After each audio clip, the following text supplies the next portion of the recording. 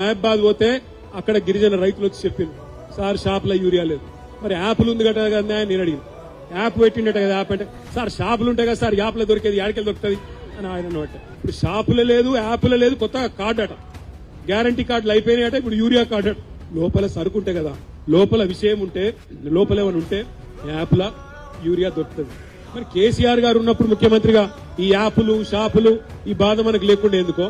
ఎందుకంటే కేసీఆర్ రైతు, రేవంత్ రెడ్డి లెక్క రియల్ ఎస్టేట్ బ్రోకర్ కాదు.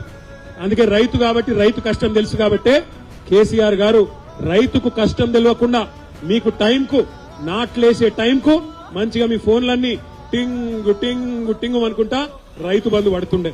ఇవాళ ఎక్కడ కావాలంటే అప్పుడు టైంకు ఎరువులు, టైంకు విత్తనాలు కేసీఆర్ ఉన్నప్పుడు తిప్పలు లేకుండా ఉండే. 24 గంటల కరెంటు బ్రహ్మాండంగా వస్తుండే.